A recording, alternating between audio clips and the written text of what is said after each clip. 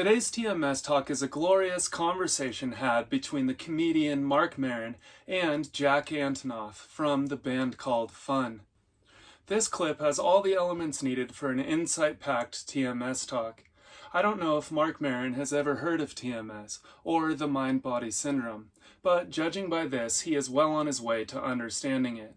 It just goes to show that anyone who is taking a deep look at their life and diligently observing the nature of their mind and body and the way they influence one another is reaching the same conclusions.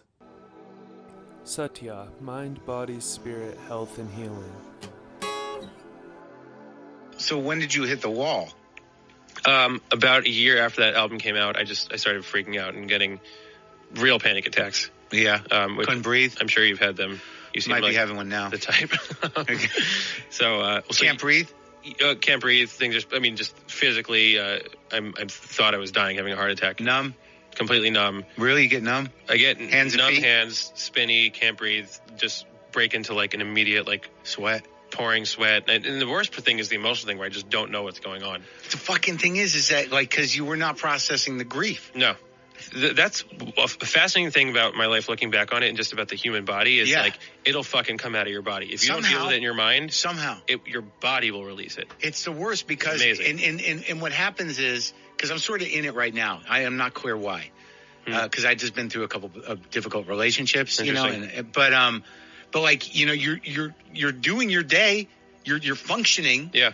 But all of a sudden, you're just you can't escape it. Well, yeah, there's almost like something is pressing out of your face. Literally.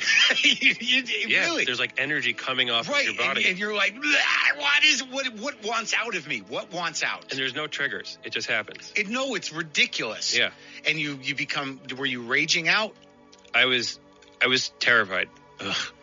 And then, as you know, when you go through this stuff, the first time it happens, then the fear grows into not just what it is, but when's it going to happen? And that's when it gets really bad. But the problem is if you don't believe that it's stress, and I'm not quite convinced yet. I still have to go to a couple doctors. Okay. But is that the physical symptoms you become focused on those. So it almost feeds itself.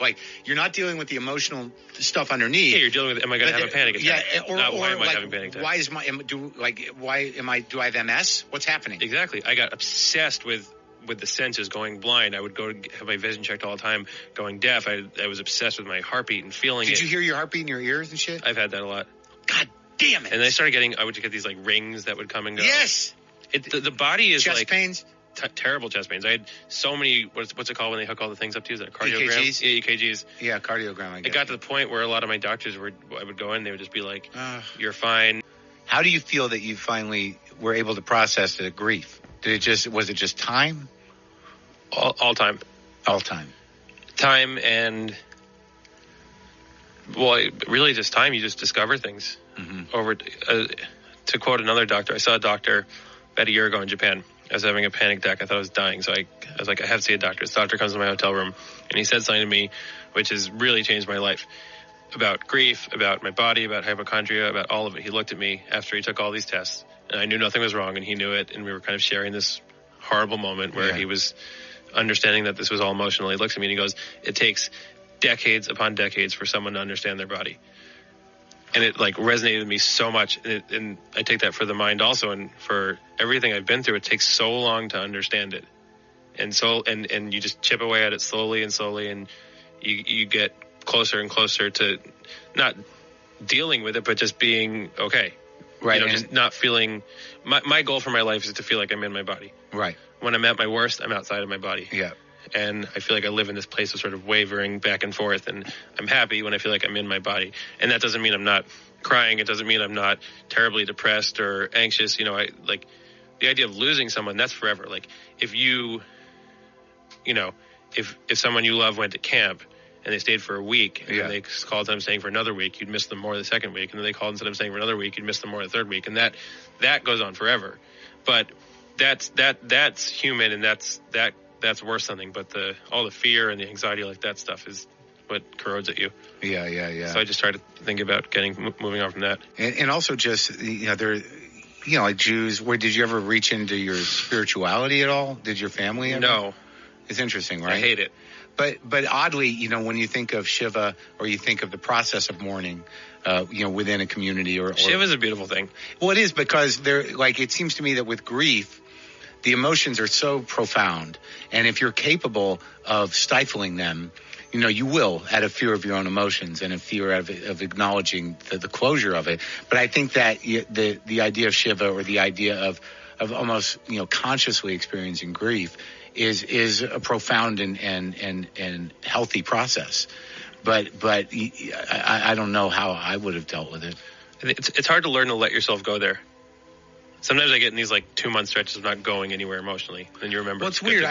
It's not like, for me, one of my bigger problems is that because I'm self-involved, and I think people that have the type of panic you're talking about are self-involved, and you've got a lot of voices in your head. Like, if that tweet didn't happen, you would have second-guessed it at some point. That it sounds to me like you're doing a lot of second-guessing what you think people are thinking about you, and how to counter that if it does happen, how to put it into a perspective for yourself, how to rationalize it. If it, that's how your self-judgment plays out in your head.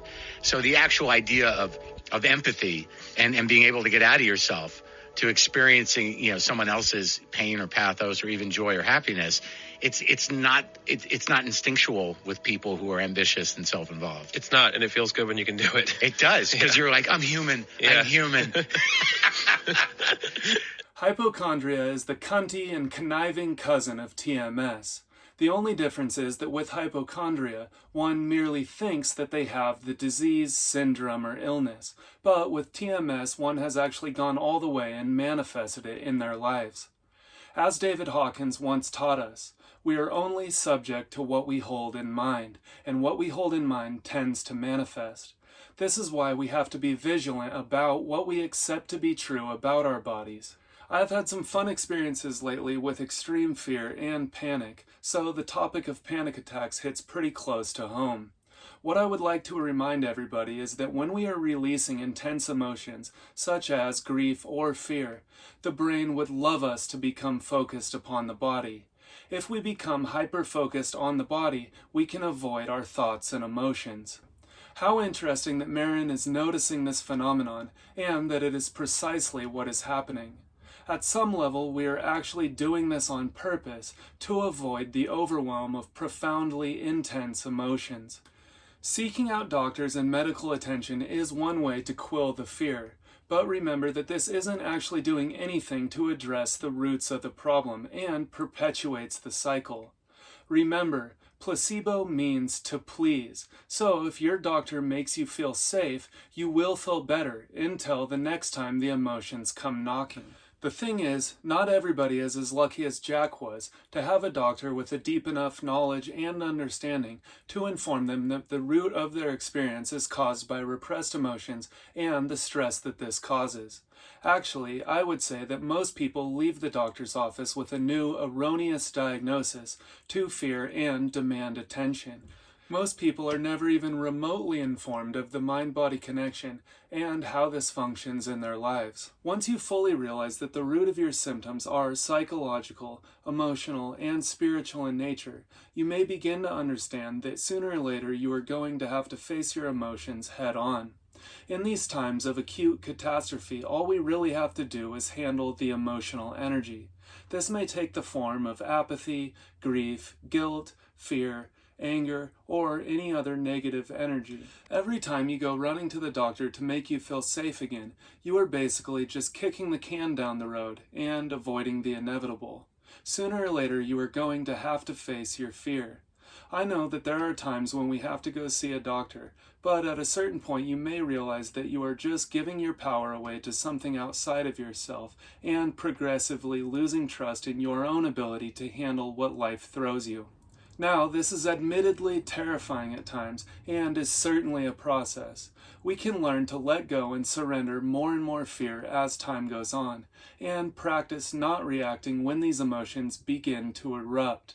It can be fucking brutal.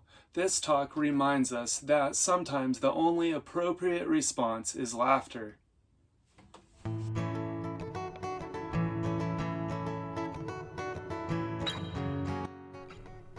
This content has been created with the sole intent of educating about, increasing awareness around, and deepening the understanding of the mind-body syndrome, and more broadly speaking, the mind-body-spirit connection.